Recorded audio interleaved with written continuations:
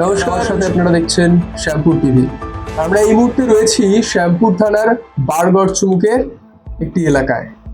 আমার সাথে রয়েছে এক কৃতি সন্তান, শ্যামপুরের গর্ব ঐন্দ্রিল দাস, যে নিজের প্রতিভার দ্বারা নাম নথিভুক্ত করেছে ইন্ডিয়া বুক অফ রেকর্ডে। আজ আমরা সরাসরি কথা বলে নেব তার সাথে এবং জেনে নেব তার এই জয়ের গল্প। ঐন্দ্রিল, প্রথমেই তোমাকে শ্যামপুর টিভিতে স্বাগত জানাই। থ্যাংক ইউ দাদা। ইন্ডিয়া বুক অফ রেকর্ডে সিঙ্গেল লেগ জাগলিং ফুটবলে তুমি নাম নথিভুক্ত করেছো, কতটা আনন্দিত এর জন্য? অবশ্যই দাদা, অনেকটা আনন্দিত। এরকম একটা বড় অ্যাচিভমেন্ট পেয়েছি, সত্যি অনেকটা আনন্দিত। মোটামুটি কবে থেকে ইচ্ছেটা ছিল, কিভাবে তুমি প্রস্তুতি নিয়েছিলে? প্রস্তুতি নিয়েছি বলতে খেলাধুলার প্রতি ইন্টারেস্ট ছোটোবেলা থেকেই। আর আমি প্রথম থেকেই আমার যে ফুটবলটাকে অনেক ভালোবাসি। অ্যান্ড 1 বছর আগে আমি ইন্টারনেটে দেখেছিলাম মোহাম্মদ ওয়েস বলে একটা ছেলে, সে ফুটবলে 15 সেকেন্ডে 49টা জাগলিং করেছিল। অ্যান্ড প্রথম থেকে আমি যেহেতু ফুটবলটাকে এত ভালোবাসি, মিনি ফুটবল সরি, সো জাগলিংটাও অনেকটাই ভালো পারতাম। অ্যান্ড 1 বছর আগে থেকেই আর কি প্র্যাকটিস শুরু করেছিলাম।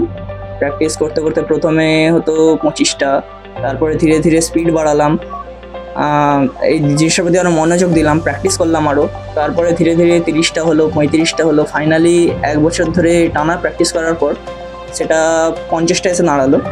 সো তারপরেই হলো।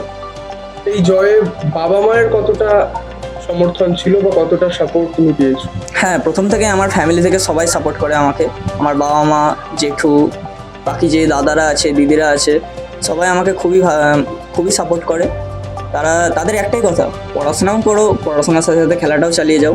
ইভেন আমি টুর্নামেন্টও খেলতে যেতাম, তখন কেউ আমাকে বাধা দিত না। তুমি পড়া কমপ্লিট করো, পড়া কমপ্লিট করে টুর্নামেন্টও খেলতে যাও, সব কিছুই করো, খেলাটাকেও চালিয়ে যাও, পড়াটাকে চালিয়ে যাও, তাদের এটাই বক্তব্য। বর্তমানে কোন ক্লাসে পড়ছো তুমি? আমি আগের বছর এইচএস দিয়েছি। আমি এখন উলুবেড়িয়াতে বোটানি অনার্স করছি।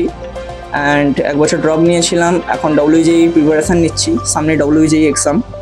তারপরে ভবিষ্যতে ইঞ্জিনিয়ারিং বা কোনো ম্যানেজমেন্ট নিয়ে এগোনোর ইচ্ছা আছে। সবকিছুর সাথে সাথে কি এই খেলাটাকেও তুমি নিজের সাথে ধরে রাখতে চাও? হ্যাঁ, অবশ্যই। খেলা আমি সবসময় ধরে রাখতে চাই। আমি পড়াশোনার সাথে সাথে খেলাটাও চালিয়ে যেতে চাই। অন্যান্য যে সমস্ত তোমার বয়সী ছেলেমেয়েরা আছে বা তোমার থেকে যারা ছোট, তাদের উদ্দেশ্যে কি বার্তা দিতে চাও? তাদের উদ্দেশ্যে একটাই কথা বলবো, হ্যাঁ, পড়াশোনাটা অফকোর্স করো, পড়াশোনাটা নিশ্চয়ই করো, তার সাথে সাথে তোমার যে প্যাশন, সেটা খেলাধুলা হতে পারে, ছবি আঁকা হতে পারে, গান হতে পারে, সব কিছু চালিয়ে যাও, শুধু পড়াশোনাতে থেমে থাকো না, এটাই বলতে চাই।